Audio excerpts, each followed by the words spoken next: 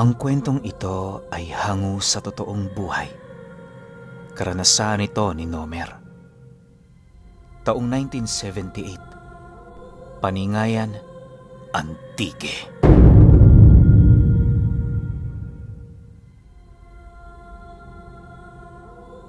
Itong mga panahong ito, kasalukuyang nakatira si Nomer at ang kanyang pamilya sa Paningayan. Matagal na silang namumuhay doon, kaya na may hindi niya maipagkakaila na marami na siya doong kakilala. Buhay pa noon ang kanyang lolo. Tandang-tanda pa niya ang mga pinagkakaabalahan nito tuwing bumibili siya ng mga karne sa merkado. Mahilig kasing gumawa ng hamon de pandan yung kanyang lolo. Hindi yun para sa kanyang pamilya, pagkus ay para sa kanilang mga bisita. Lahat ng bisitang pumupunta sa kanila, pinapakain ng nabubulok na hamon ng lolo niya. Ayon dito, kaya niya ginagawa ang bagay na yon upang masigurong malinis ang mga taong pumupunta sa kanila. Sa tinagal na kasi nitong paninirahan sa Antique, alam na nito ang lahat ng pasikot-sikot ng mga nilalang na nagbabalat kayo bilang tao. Dagdag pa ng lolo ni Nomer, maituturing ang paggawa niya ng hamon bilang proteksyon sa kanilang tahanan. Sa pamamagitan kasi nito, bago pa man sila gambalain ng mga nilalang na nagbabalat kayo, maaari na yung mamatay, dala ng mga asing nakabalot sa karne ng hamon. Maaaring iisipin nyo na maamoy ng aswang ang asin na nalusaw doon, pero ayon sa lolo ni Nomer, malabong mangyari ang bagay na yon. Kapag umalsa na ang asin na nasa karne sa loob ng 2 linggo, mawawala ang bakas nito, maging ang amoy nito.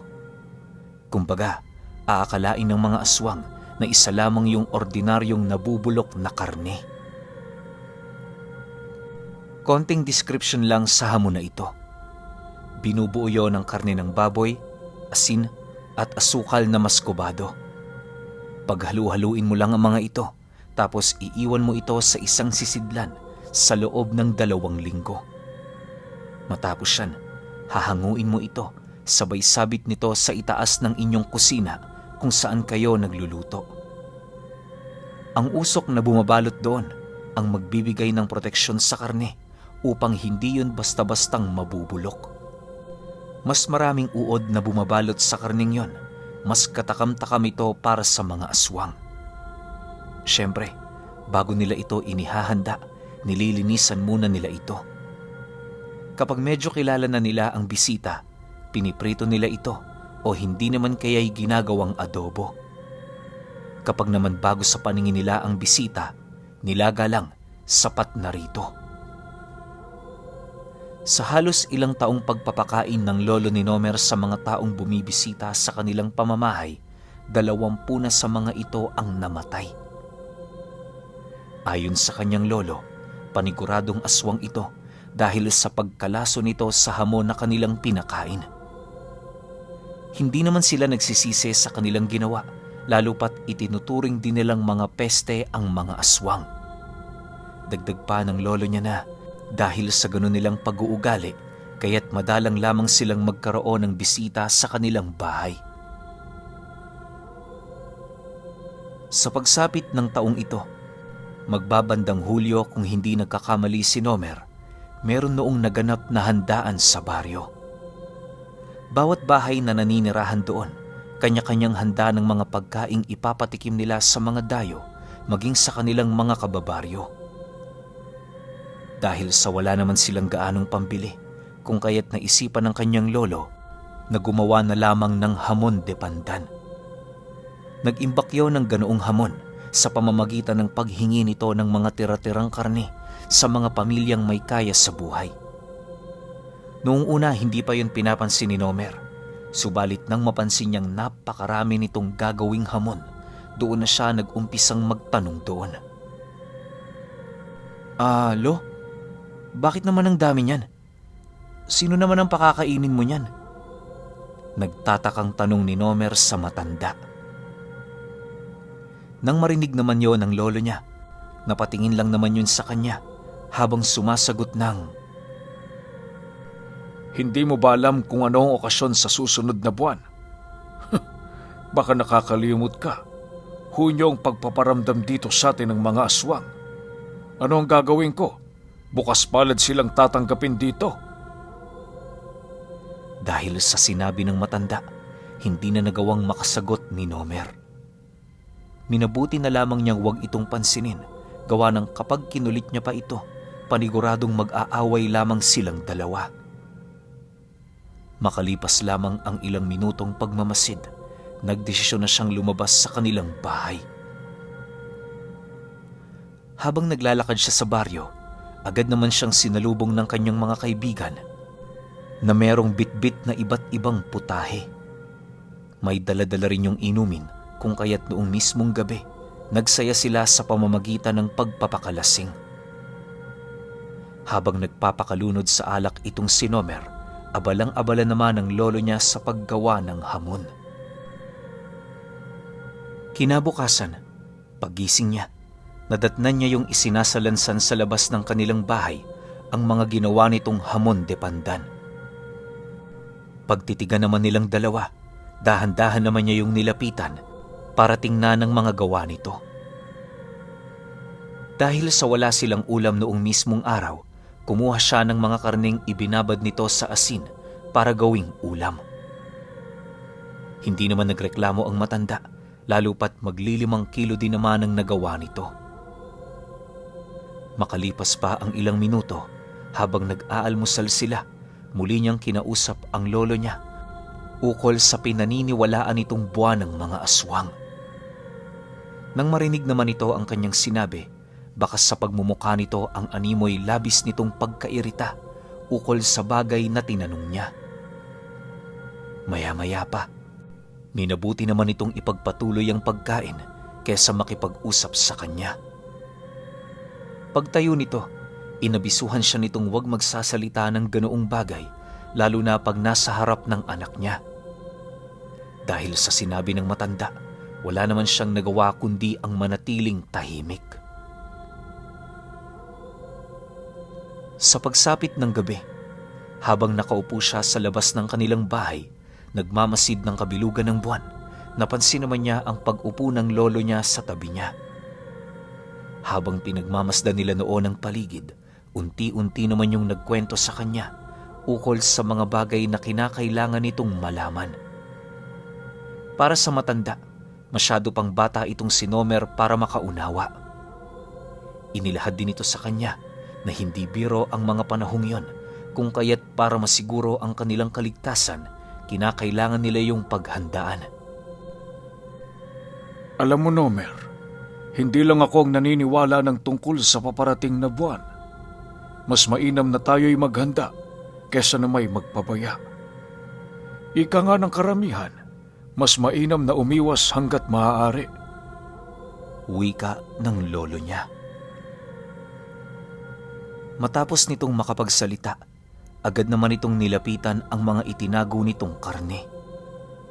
Pagsilay doon ng matanda, dahan-dahan naman yung bumalik sa kanya matapos nitong makumpirma na hindi naman yun pinamamahayan ng mga langaw.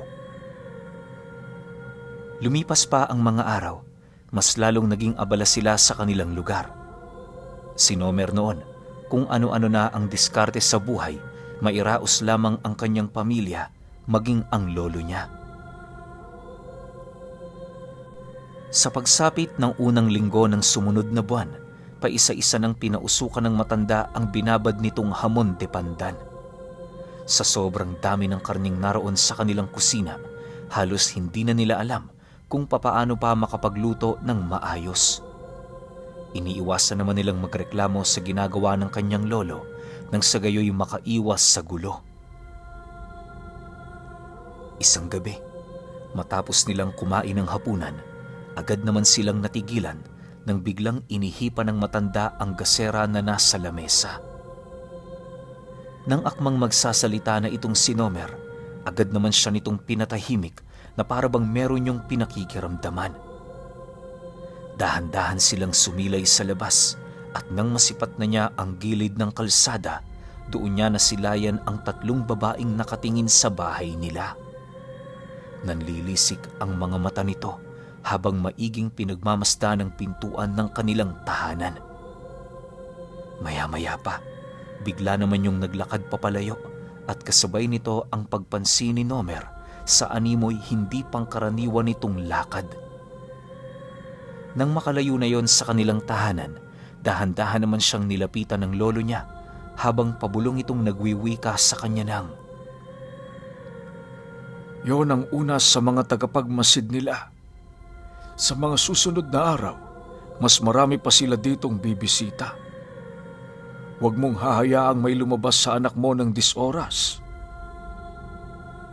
Nang marinig naman niya ang sinabi nito, walang pagdadalawang isip naman siyang sumang-ayon, gawa ng ramdam niya sa kanyang sarili na totoo ang bawat katagang inilalahad nito sa kanya.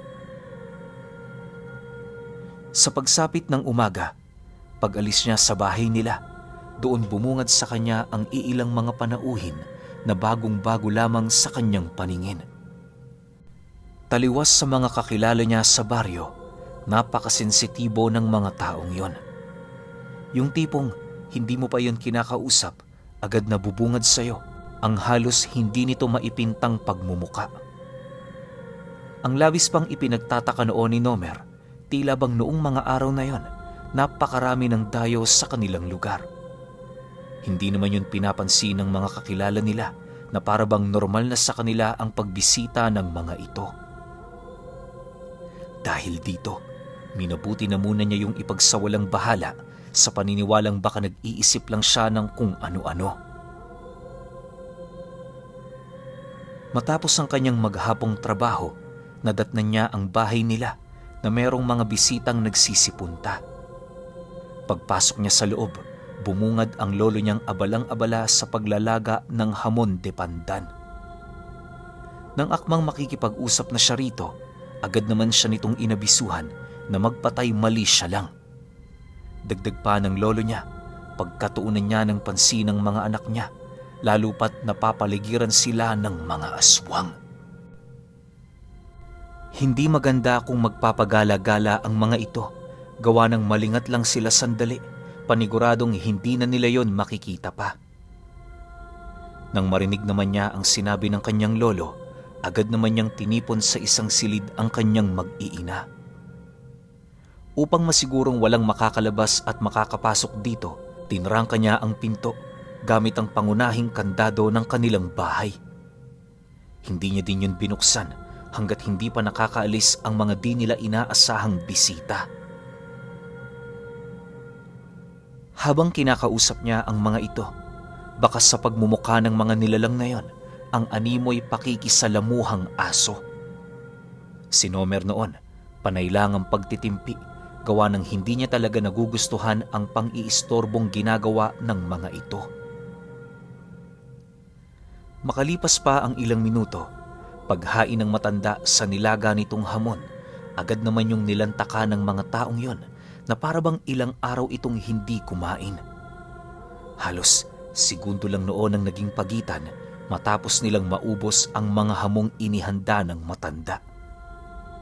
May iilan pa nga sa mga ito na humihirit pa, pero hindi na nila yon pinaunlakan.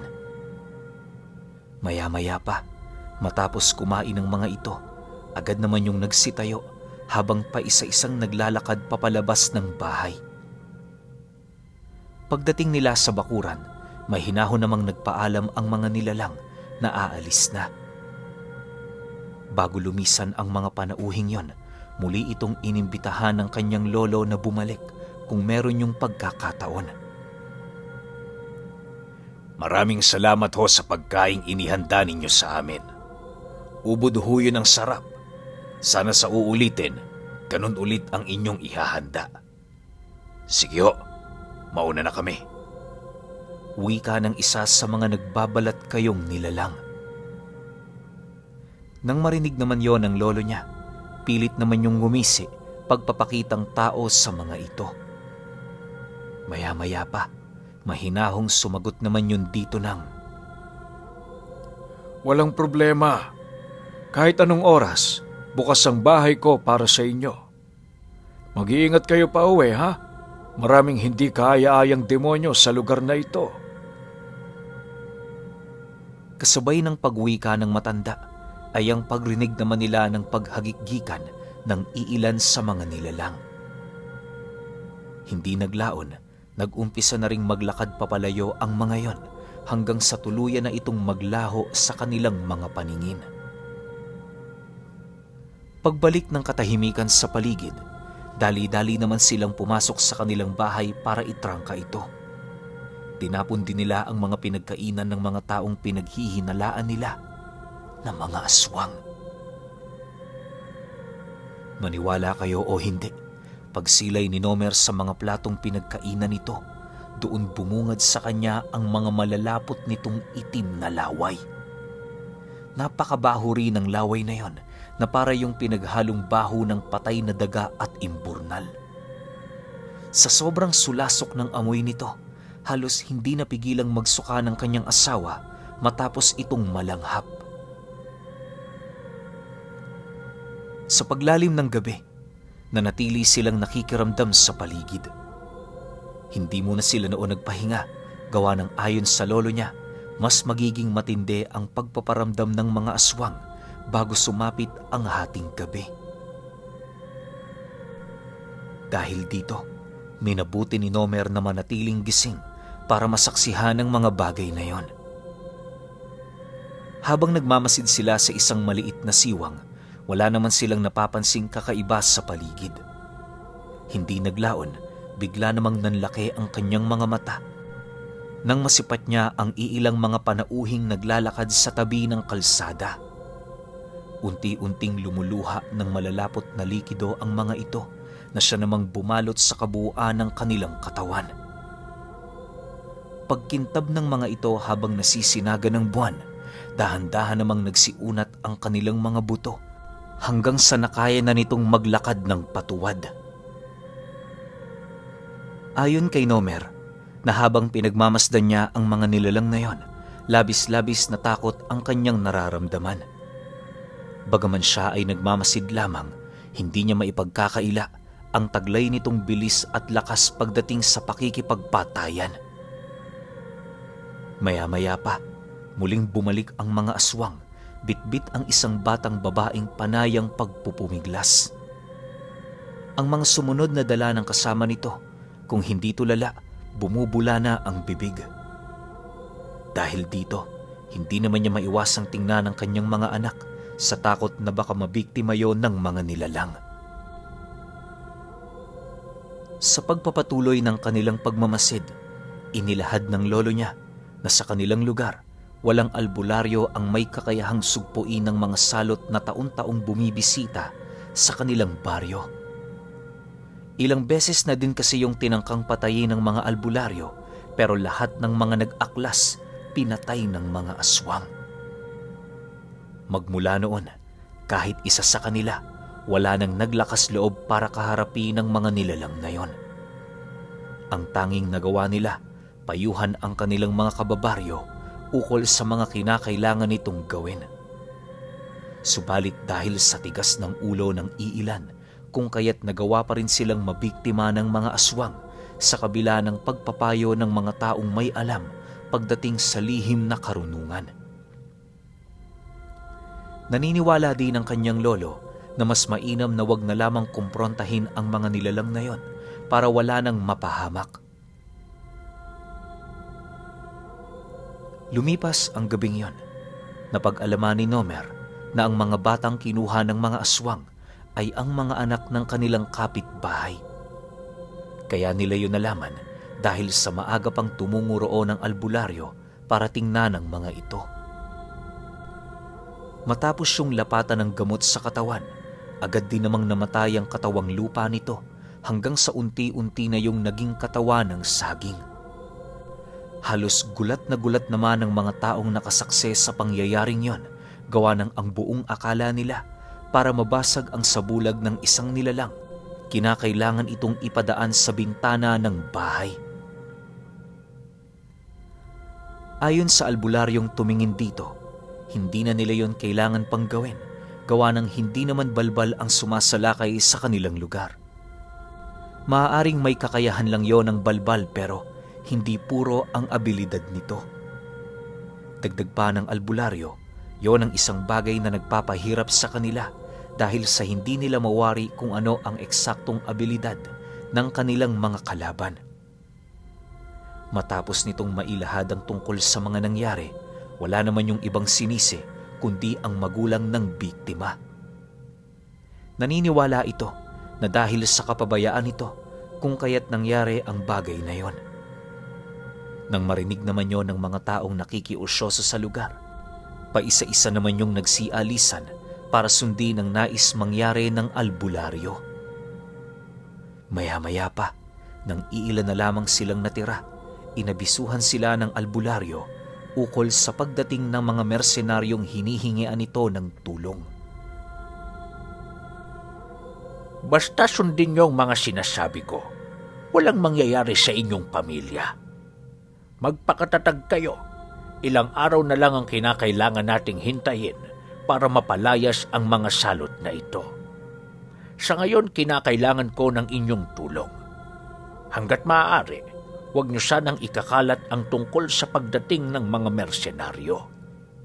Nais kong magpakakampante ang mga demonyo hanggang sa hindi na nila mamamalayan na nasa harap na pala nila ang kanilang mga kalaban. Seryosong wika ng albularyo. Nang marinig naman nila ang sinabi nito, ni isa sa kanila hindi na nagawang makasagot pa. Sa paglipas ng mga araw, nabalitaan nila na 10 sa hanay ng mga aswang ang bigla na lamang namatay. Kabilang narito ang 2 gabunan ng angkang yon. Nang mabalitaan naman ng lolo niya ang tungkol doon, labis naman yung ikinatuwa ng matanda, lalo pat kahit papaano, may bisa pa rin naman ang karning ipinapakain niya sa mga ito. Dahil sa pangyayaring yon, kung kaya't nawala ng puwersa ang mga aswang hanggang sa dumating ang mga mersenaryong ilang araw din naman nilang hinintay. Pagdating ng mga ito, agad naman itong inumpisahan ang pagpatay sa mga nilalang. Naganap ang kanilang paglalaban gabi-gabi kung saan pilit namang nagmamatigas dito ang mga aswang. Subalit dahil sa panghihina ng puwersa ng kanilang kalaban, hindi naglaon na gawa din naman nila yung malipol. Matapos mapatay ng mga mersenaryo ang kahuli-hulihang aswang na dumayo sa kanilang baryo, pansamantala muna yung nanatili sa bahay ng albularyo para makiramdam. Bilang pagtanaw ng utang na loob sa ginawa ng mga ito, lahat sila nag-ambagan para makalikom ng donasyon na maaari nilang ibigay dito bilang pabuya. Hindi na nila inisip pa kung gaano man kalaki ang halagang maiipon nila, gawa ng ang mahalaga, may kapayapaan na sa kanilang baryo. May mga pagsisisi man ng iilan sa kanila, hindi na nila yun gaanong pinagbigyan ng pansin. Naniniwala ang iilan sa mga kababaryo ni Nomer na kung noon pa nila tinawag ang mga mersenaryo, edi sana matagal nang tapos ang kanilang problema. Wala na din sanang nagbuwis pa ng buhay dahil lamang sa pagbisita ng mga aswang. Subalit kahit gano'n na ang kanilang pagrereklamo, wala din naman silang magagawa. Upang hindi na kumalat ang haka-haka ng mga ito, mismong ang albularyo na ang naglahad sa kanila ng mga rason kung bakit hindi nito nagawang matawag ang mga mersenaryo sa lalong madaling panahon. Ayon dito, bukod sa marami din yung ginagawa, bibihira lamang silang magkaroon ng komunikasyon.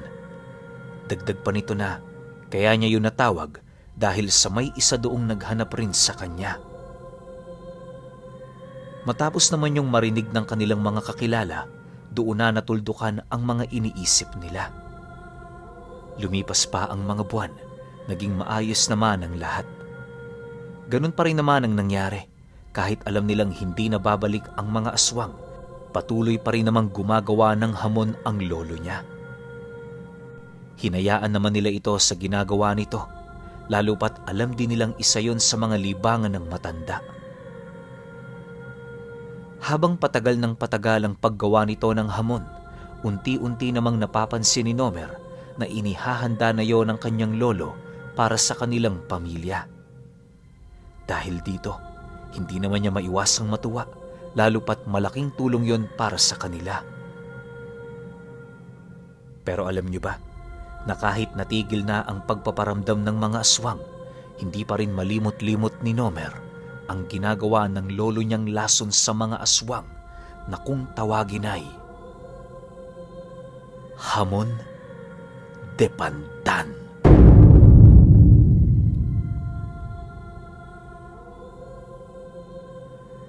Okay, opinyon ko sa kwento. Parang ang sarap pakinggan nung laso ng mga aswang, no? Isipin ninyo, Hamon de Pandan. Pero pinagtataka ko lang, tawag ng lolo niya rito Hamon de Pandan, pero walang pandan. O kahit man lang yung, alam niyo yon, yung dahon ng saging, ibabalot mo dun yung hamon. 'Di ba? Pero ang galing din itong lolo ni Nomer, no? Para siyang assassin eh. Kasi hindi malalaman ng mga aswang na unti-unti na pala silang pinapatay nito. Pero wala silang ideya kasi nga sobrang sarap nung hamon. Iniisip nila na parang ordinaryong pagkain lang yun. Hindi nga nila alam o hindi nila tinanong kung anong klase ng karne yung ginamit para maging ganong kasarap yun. Pero para sa akin, hindi lang yung nabanggit kong proseso kung paano gawin yung hamon, hindi lang yun ang meron yun. Alam ko meron ditong orasyon na ginagamit yung lolo ni Nomer, kaso nga lang hindi na rin nabanggit. 'Di ba? Pero overall, sobrang angas nito, napakasimple pero gandang-ganda ako. Pero kayo pa rin, kung may opinion kayo sa kwentong ito, comment nyo lang sa baba. Yun lang, hanggang sa susunod na kwento. Salamat.